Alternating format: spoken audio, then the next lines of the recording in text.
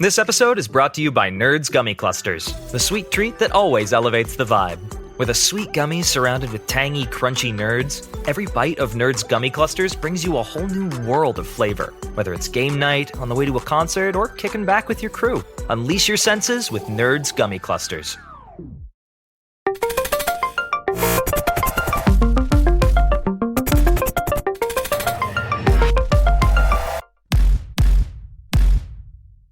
Welcome to Marketecture, where you can get smart fast with in-depth interviews of leading technology executives. I'm Ari Paparo. I'm joined today by Nathan Lindberg, who is the head of brand partnerships for a company called Overwolf in the in-game space. I'm not very familiar with Overwolf, so I'm going to learn something as well today. So, Nathan, thank you for being here. Pleasure to be here, Ari. Thank you. What does Overwolf do? Well, Overwolf likes to describe itself as a guild for in-game creators. What that means is supporting projects in kind of UGC content around 187,000 creators for over 1,500 video games and about 100 million monthly active users. And what we're trying to do as a platform is enable creators to build, distribute, and monetize in-game apps, mods, and private game servers. So what does that mean? It means helping your favorite games be that much better. And to put it simply, we're in the business of empowering creativity and making the games the best they are through UGC. Okay, well, I didn't understand any of that, so we're going to make it simpler. So before we go into what the company actually does, how big is the company? Where's it based? How much funding is it taking? Yeah, Overwolf is headquartered in Tel Aviv. We have a U.S. team here that I handle, and we've raised about $150 million to date through Jason Horowitz, Griffin Gaming Partners, Insight Partners, and more. Wonderful. Okay, break it down to me like I'm really stupid. Let's start with a game developer. I'm a game studio, game developer, right? That's your customer, right? Yeah, well, I mean, we cater to everybody in the space, but I think if the easiest way for me to break it down for you is that if you are an avid gamer and you are playing a popular game like World of Warcraft, or League of Legends, Fortnite, and you want to enjoy your experience a little bit more, whether you're a high-level player, the top 1% trying to be the elite esports athlete you want to be, or you're just an everyday guy wanting to play and enjoy yourself and not be yelled at for messing up by a 10-year-old, we have apps and solutions to help you enjoy that gaming experience. And so what those apps do is they overlay on top of your gaming experience. They give you real-time information and help you kind of enjoy the experience just a little bit more. Okay, so these are like plugins. Let's start from the developer side. Yeah. It's a lot easier for me to understand. I'm a developer. I want to make my game better. I don't care about the consumers. This is a B2B podcast.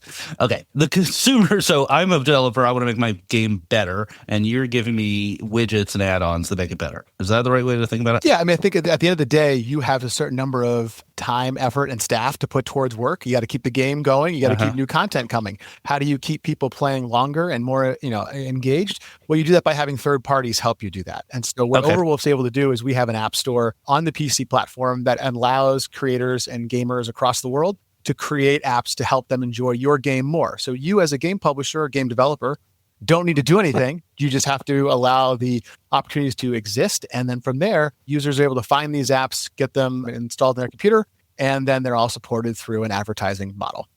Okay, so apps, well, I thought I was the app developer. I'm sort of, so I have a game, I produced the game, and now I work with Overwolf to create an app that's also the game on a PC? Correct. So is this a channel play where I'm getting my iOS game onto PCs? Is that the idea? We're a platform play. So I think the thing is here is that for game publishers, they have the ability to create and develop and put stuff on their game servers and their opportunities, right? Creating on top of that can be very daunting. It can also expose them to all sorts of struggles and things that they don't want to deal with. So the opportunity here is to allow people to create the items and mods and innovation tools that are necessary to be able to effectively kind of create additional value and content, increase the lifetime value of the gamers, and have them have a more positive experience with your game by letting go some of that creative control and allowing this overlay to happen on top of your game as opposed to it being inside your game. Okay, so is it an indie developer who's doing this or an end consumer who's doing this? So Overwolf actually works across all games. We have about 1,500 games that we kind of support through different apps and different tools. What's great about that is that it goes from all the top games, from League of Legends to Minecraft to Fortnite to all the biggest games out there, all the way down to indie game titles. And so you have a really nice plethora of titles and targeting and opportunities to be able to look at and support different types of users. I'm sorry, Nathan. I still don't really understand what the product does. Could you just really explain what the actual product is? Like who is doing what in what and no consumers involved? Like, am I a game developer creating new things or are there other people creating things on my game? Yeah. So I think the way to think about this is that, if you go back in time, right, your phone used to do three things, right? It used to make phone calls, it used to make SMS messages, and it used to go to WAP pages. Okay. Now your phone does that, but it also goes to apps, right? Apps that were created are faster, easier, more efficient, and they're more tailored and personalized to you. Overwolf, in the same way, is creating an app store for PC gaming. So for us, we have basically a platform that allows users, third-party users, to create apps that will overlay on top of game publisher games that will allow users to have a more enjoyable experience, a more tailored experience for them.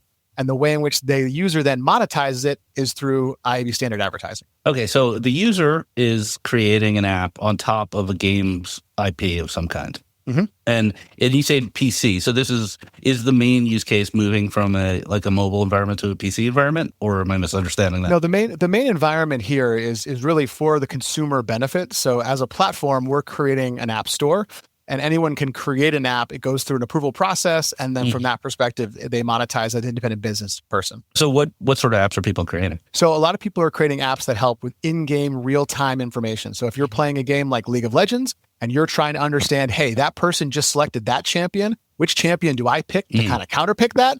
That will provide you with real-time information on which are the best recommended options for you in that situation. Where do they get the data from? In that case, does League of Legends need to have an API that gives them that data? Yes, all game publishers have an API that we're able to access and be able to utilize and be able to actually pull in that real-time data for consumers to use. Right. So these are things like leaderboards, hints, extra information, that sort of guides, things like that. Are those the common use cases? Absolutely. And then obviously things like items and stuff like that, quests, the things that you want in terms of, hey, I need to find specific things in game. I need to understand specific things in game. This is providing you that opportunity to get that information in real time. And is it assumed, or is it common that the end consumer, the user, are they multi-screening? Is it like they have this app open on a PC and they may have a game console where they're playing? It depends. Typically, it would be a multi-screen experience, so two screens. But the actual founders of the company, where they were playing back in 2010, playing World of Warcraft, they actually had laptops. And so they didn't have a two-screen experience. But when they were alt-tabbing out of the game was crashing. So the actual genesis of this entire API and this entire platform was to allow people to not have to have a multi-screen experience. So this actually does provide both. You can have a second screen experience, but you could also do it in real time, overlaid on top of the game. Okay, I'm getting up to speed. I'm getting it. Thank you. Thanks for bearing with me. Thank you, the audience, for listening to my dumbness. Okay, now how do we make money? So I'm playing League of Legends, and now I have also this app that some independent developer or person developed, and now there are ads in the app. Yes, and you are choosing to download that app, so it's a .exe file. So you have complete understanding that you're opted in. We've got a hashed email associated with your account. And yes, all of the overlays are built to a specific parameter to have IAB standard advertising. It is widely known that all of these come with a rev share. So the developer of that app, that is your favorite app that helps you stay competitive or just stay relevant in these games, they're getting a percentage of the deal, typically 50%. So there's an automatic kind of altruism there, similar to what you see in the creator economies with video sites, live streaming, social media platforms. There's that build of, hey, someone created something, lots of people are using it, they're getting a nice big payout. And because there's only one add-on page, it's a nice uncluttered ad experience. I think that's a creative use of the word altruism, but I'll accept it for now. So the app developer gets 50%, and then how much does the original game provider, the League of Legends, in this example, get? There's no revenue share with the publishers, just specifically with Overwolf and the independent creator. So what's the incentive of the game developer? So for us, we see a lot of different stickiness factors. So as someone who's playing the game, if you have a positive experience and you're enjoying yourself, you typically have a longer lifetime value. It also increases play rate. Our average users play about 35 hours a week. So they do invest a considerable amount of time playing these different games on the platform. And so the overall benefits, I think, are huge in terms of keeping people engaged with an audience and a platform as games are mainly moving towards free-to-play models. So in-game microtransactions matter. The longer someone's in, the more likely they are to microtransact, the more likely they are to spend more and more money with the publishers. Cool. Let's talk about the ads. So you said IB units. Who's selling the ads, first of all?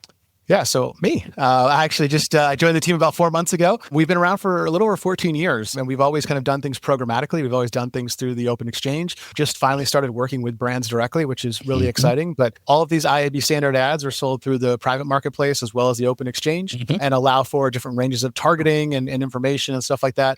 The unique part of our offering is that because it's a .exe file, there's actually some really unique transactional opportunities when it comes to targeting around ISP usage around PCs and their makeups, the build, the actual peripherals they're using, the CPUs, the GPUs. So there's really interesting data we pull out in terms of being able to target and really advertise in unique ways to partners. So what's the breakout in advertising between endemic, meaning other games, versus non-endemic? I would say right now it's probably, from a direct partnership perspective, it's probably closer to 50-50. From a overall perspective, it's probably 20% endemic and 80% non-endemic. We see a lot of interest from publishers, especially folks that brands want to talk to 18 to 34-year-olds, mostly males. Mostly males, exactly. And what context, is there any context available? I mean, you're in an app on a desktop, so there's not a lot of like contextual information, right? Do you give them categories? Do you give them other information? Let's know what type of game or some other data? Absolutely. We look at a lot of different factors that go into that. Current game, previous games, existing, as well as looking at just different genres of games that they play. We're able to extract quite a bit of a user profile in terms of understanding those things and working with third-party data platforms and stuff like that, working with folks like Human and DV. We're able to do a lot on the brand safety side to make sure that we're seeing a really great quality opportunity and that there's a lot of great data there on the user. Do you do anything with viewability with DV? We do. We actually have a pretty high viewability score, which we find really valuable. We see that users are using this. And when they're looking at it, it's because there's information that is relevant to them. And so they're spending a lot of time looking at it and actually connected right to it. How does DV measure that if it's in a PC environment? I don't really have a full understanding of their specific, but from what we see from the ad perspective, they're measuring it with the standard kind of viewability scores and stuff like that. Sure. We're also working on some attention metric scores right now as well. What about identity? You mentioned hashed emails. How are you using identity to enable better advertising? Yes. So we were hoping, or we were thinking about, that there was going to be a whole cookieless world coming forward pretty soon. That obviously is maybe not, who knows? But because we're a .exe file, because we're able to kind of extract some really good information there's a lot that we can do in terms of personalization, in terms of matching through different providers and stuff like that to be able to connect the dots on those things. Well, are you syncing such that I could use a DSP, some other identity that I'm more familiar with, like LiveRamp or UID2? Yeah, exactly. So actually, we've been working with a couple of partners most recently and with LiveRamp to connect the dots on that to actually show an extended reach against their current audience set. Because what we found is that in the gaming space, there's two kind of archetypes. There's the watcher and there's the player. And our users typically be the player, and they're actually very underrepresented in a lot of ad platforms. And so by partnering with LiveRamp and other partners, we're able to actually see that there's an incremental reach opportunity there of reaching audiences that don't already on other platforms or other DSP packages. Right. I guess I was asking if I was able to onboard my own first-party data to target your users with... Yes. Yeah. Okay. In terms of like moving forward, do you have anything you'd like to share about kind of your roadmap or what's ahead? Yeah, I think what's really interesting in this space and what a lot of people are trying to figure out is how do I get that scale in gaming, but also maintain that credibility, that interest. There's a lot of preconceived notions out there that gamers are anti-advertising and that they hate all this stuff. And it couldn't be further from the truth. I think that they are critical of advertising when it is done poorly or ineffectively towards them. And what we've actually found is that by leveraging some things that we have by our own unique API has given us a lot of really great opportunities, specifically around a product called Moments Triggered Ads. So the ability for us to actually trigger advertising when specific moments happen in a game. So someone wins, someone finds a food item, someone is able to capture a flag. We're able to actually use AI and build off of that and actually know what's happening when that's going on and then actually serve them a contextually relevant advertising. We actually just did it recently for a program with Pringles earlier this summer, where again, after an hour when a user was playing, we'd serve them with hey, maybe it's time for that Pringles snack break. Those kind of ways are, I think, really nice and interesting. They overlay on top of the content, but also give a little bit more depth and creativity in terms of the conversation that a brand would have with the potential audience. Makes sense. Okay, so let's go to our lightning round. So relatively quick questions, quick answers. What is your number one competitive advantage? I think it comes down to our unique selling proposition. I think that when you look at opportunities around advertising, the in-play nature, the ability to be in the game when people are playing the game is really, really valuable. And it's something that's very unique for us. The fact that it's not built into the SDK, it's something that overlays on top. Okay, well, what's your biggest challenge? Well, I think the biggest one for us tends to be, a lot of people say over who? Not Overwolf. There's definitely a learning process there for us. And as well, I think there's a market understanding of just the fact of, hey, are these gamers useful or relevant? And the answer is they're a huge, huge, huge spender on things. They have a lot of high disposable income.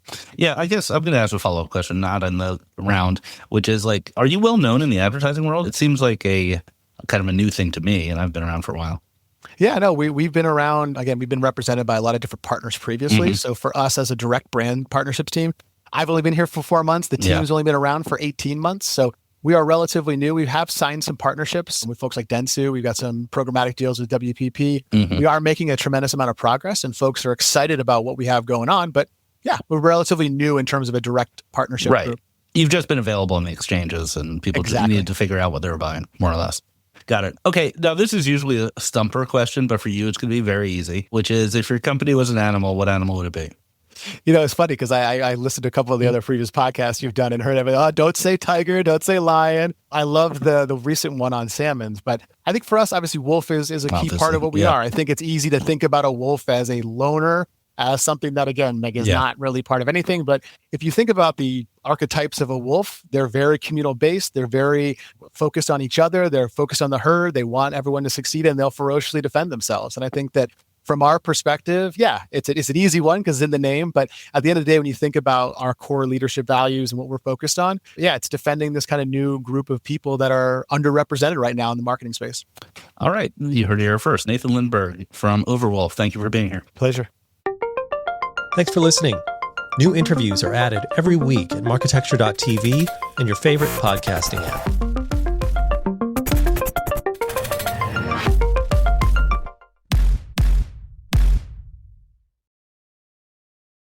Thank you for listening to the Marketecture Podcast. New episodes come out every Friday, and an insightful vendor interview is published each Monday.